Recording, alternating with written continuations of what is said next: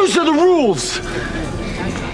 Back in September of 2009, The Vampire Diaries appeared on our television screens and rose to popularity off of the back of the ever-so-popular Twilight franchise. With an attractive cast and back-to-basics approach to all things supernatural, it was able to last for an incredible stint of 8 seasons, giving rise to 2 spin-offs in the form of the originals and legacies. But while the show and cast members entertained us with the constant barrage of twists and turns, what was really going on behind the curtain? Well, stay tuned as we journey down the road less traveled and explore some behind-the-scenes secrets from The Vampire Diaries. It doesn't matter if you're a fan or a curious passerby, you won't want to miss a thing. But first, a simple reminder on how to enter our brand new giveaway. We will be giving away either an iPhone X Max, the new iPad mini, or a MacBook Pro. It's all your choice. So be sure to leave a like, comment the keyword, subscribe, and turn on notifications to enter the giveaway. It's really that simple.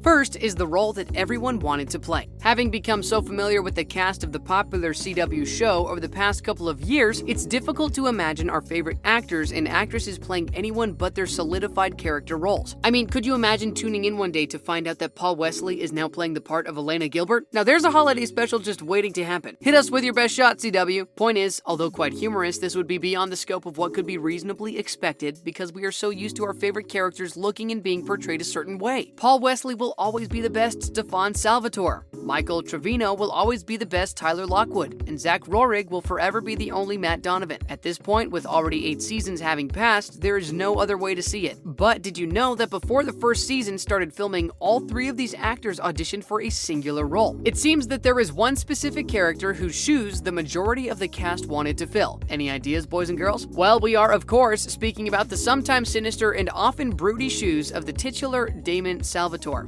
portrayed to perfection by the great Ian Somerhalder. Since Damon will forever be remembered as the reformed bad boy of the series, eventually ending up with the love of his life, Elena, it is no wonder that all 3 guys wanted this part for themselves. How lucky are we that even though all 3 were unable to secure the role, the showrunners still saw potential in them and had them fulfill other important casting positions. Without this decision, The Vampire Diaries would have looked completely different. Next is where High School Musical and The Vampire Diaries almost collided. Another interesting casting secret that has come to the forefront in the past couple of years involves a cast member of High School Musical being approached to appear as a recurring character in The Vampire Diaries. No, it wasn't Zac Efron or Vanessa Hudgens, although I think they'd both make really good characters at Mystic Falls High. Who was it then? Well, apparently, Ashley Tisdale was approached by the studio to portray a character that has, unfortunately to this day, remained hidden from the public. Although ecstatic about being offered the role without having to audition for it, Ashley must not have connected to the character or something along those lines, as she graced the studio with a thanks but no thanks response. It appears that there was no love lost between Tisdale and the CW though, with her later appearing for a short stint on another one of their properties,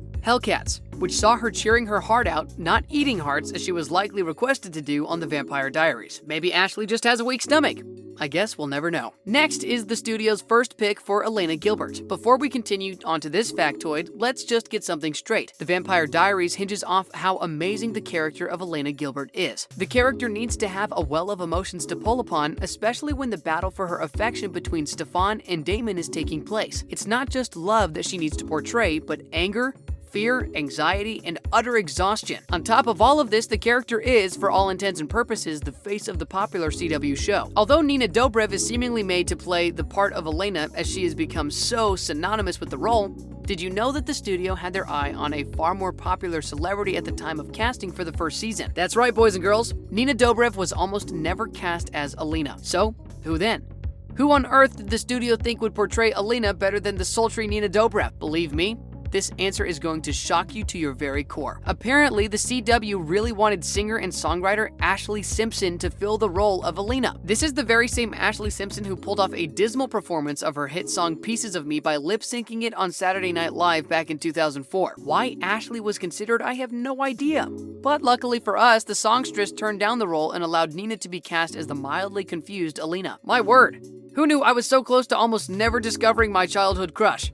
That would have been very disappointing. Next, we have the Salvatore Name. Any budding fan of The Vampire Diaries will tell you Salvatore is the last name of both Stefan and Damon, the brotherly vampires that care for Elena and seem to always play polar opposite roles to one another. Readers of the young adult fiction novels of the same name will also know the titular characters by the last name Salvatore. But did you know that the showrunners of the CW show wanted to change his last name to Whitmore? According to the CW, Whitmore was considered to be far more fitting to a small town like Mystic Falls.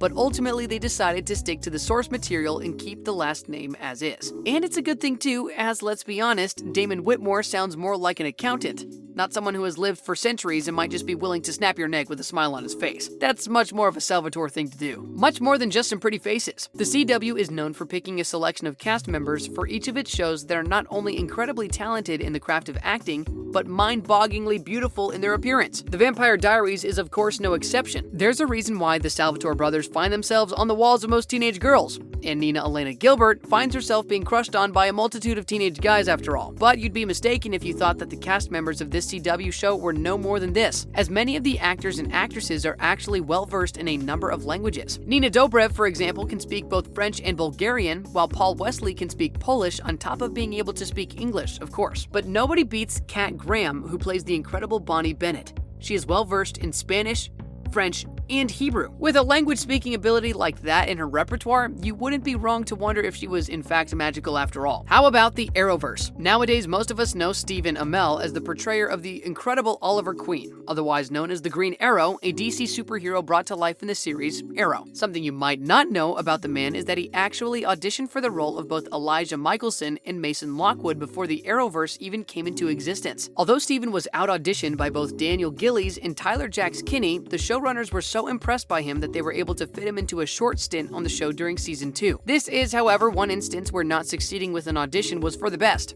as Stephen absolutely killed it as Oliver Queen over the last 8 seasons of Arrow, making him one of the most memorable characters in the last decade of television. That's called making your cake and eating it too. It's official. Ian Somerhalder has a thing for blood. It's hard to imagine Ian as playing a character other than Damon Salvatore, but it would appear that he has always had a desire to play a vampire on the small screen. We know this as before auditioning for the role of Damon, he had actually auditioned for a part on the HBO series True Blood, which has been heralded as one of the best vampire series to date. Although far more gory than the Vampire Diaries, True Blood also dives into the paranormal by bringing vampirism, witchcraft, anthropomorphized wolves, and even fairies into the modern world. According to Ian, his audition for the role went so terribly that he's still embarrassed by it to this day. In fact, he was so taken aback by how terribly he had performed that he couldn't even watch the first couple seasons of the show. Luckily for him, however, he learned from the experience and gave a fine audition to the folks over at the Vampire Diaries, forever solidifying himself in the romance horror genre. Now, speaking of blood, as we all know, no vampire show would be the same without its fair share of blood. But considering the immortality and health concerns connected to the use of real blood, substitutions need to be used when on set.